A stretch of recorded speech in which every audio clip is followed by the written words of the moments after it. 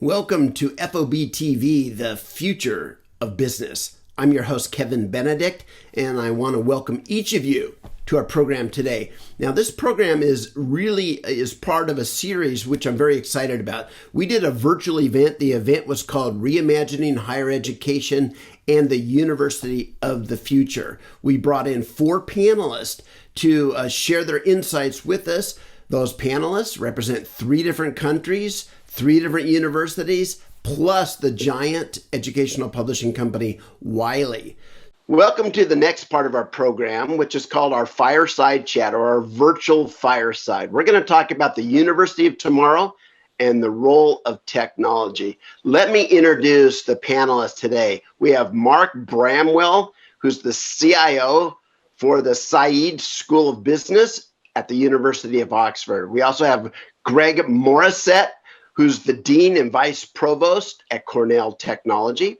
We have Susan McCann, Vice Provost of Innovation in Undergraduate Education and Academic Programs at the University of Toronto. We also have Renee Altier, who's the Senior Vice President of General Manager for Business Education and Careers at Wiley. So I want to welcome all of our panelists, and let's get right in here for our fireside chat. Universities have been on a digital path or digital journey for a long time, even before this pandemic. How do you think the pandemic will change the trajectory or that journey that universities were already on? Hi, Kevin. Thank you. That's a great question, and thanks for having me on the panel today. I think from my experience, it's right that what you say, universities have been on a digital transformation for some time, but I think what you'll see is different universities are at different stages on that, depending on the types of the legacy infrastructure, the legacy systems, the legacy challenges that they've had to face. So not everybody, from my experience, is in the same place.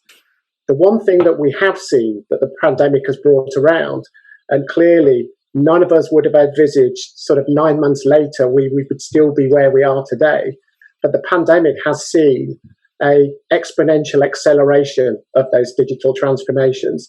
With that, higher education has not been immune and has not been any different to any other organization. So from a personal experience, what we've seen at Said Business School is we have in effect delivered and implemented 2 years worth of digital transformation in 2 weeks during March. And I think we have been perhaps very well placed and fortunate in that because of some of the technology decisions and investments that we previously made with the support of the school's board. So our move to external data center hosting, to cloud provisions, to software as a service, our investment in enterprise platforms really stood us in good stead. So when the pandemic did hit in March, we were really in a good position to pivot and move from that face-to-face to blended to online model relatively quickly and relatively seamlessly. The one thing that we did see, though, was not necessarily the challenges around the technology, but how to use them and support them. So our efforts have been predominantly not in finding and sourcing new solutions, but in assisting our students, staff and faculty how to use existing solutions more efficiently, more effectively that we'd already invested in. Yeah, that's a very interesting question. I think we were on that journey, and it was we were moving very strategically and with a lot of thought and intention. The pandemic obviously has pushed us way beyond our strategic direction in this field. And so we have found ourselves, of course, as an almost exclusively, not entirely, but almost exclusively online institution this year. I think that is going to jump us to a different place. We're going to leapfrog perhaps some of the work we would have been doing sort of slowly. It will accelerate us into a new place, into a new paradigm.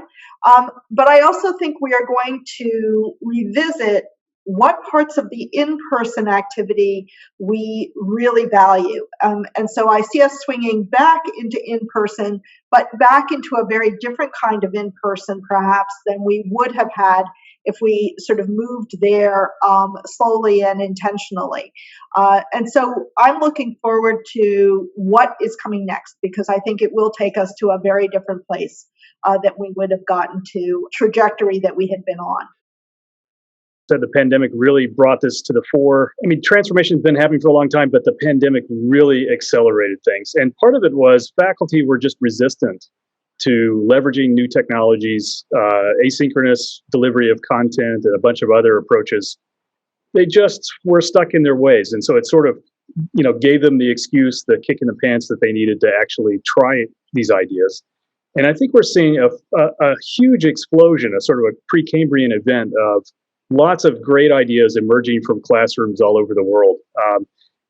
Here at Cornell Tech, we had to pivot within a couple of days when the pandemic hit New York City to online. And we didn't have a lot of time to really prepare for it, but we had a tech-savvy faculty, and so they didn't really have any trouble with the technology. But we had to really spend the whole summer rethinking how we teach, what we're teaching, the way we're delivering it, and the right modes to address students that were scattered around the world now, from Beijing to Johannesburg to Cartagena. And so that kind of challenge, bridging time zones, finding mixed modalities, engaging students in a productive way online has been a challenge that I think our faculty have risen to. So we've seen a significant acceleration of that digital transformation, right? And it wasn't easy, certainly when COVID hit last spring and a huge swath of our faculty and our students had to move online suddenly with really no warning or time to prepare. So I think that universities have been on this journey, and Wiley, we've been on that same journey along with them, transforming from traditional face-to-face instruction, traditional print materials, traditional curriculum and materials, to moving a lot of that engagement online. And so it's been a really fast and swift movement, I think, not without some bumps for instructors, for universities, and for students. But in the end, what we've seen is a really remarkable transformation. The key, I think, in being able to adjust after kind of the switch to, sudden remote learning in the spring, institutions and faculty had time to really think about how to make online learning engaging, how to drive student engagement, and ultimately to drive student outcomes.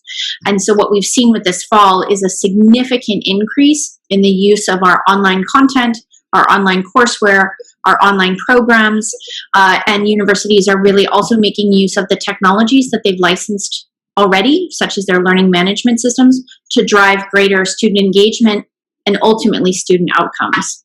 So that's really where Wiley has been working closely with our partners on the university and higher ed side of the world, and trying to help them tackle these challenges with agility and with some flexibility based on student needs.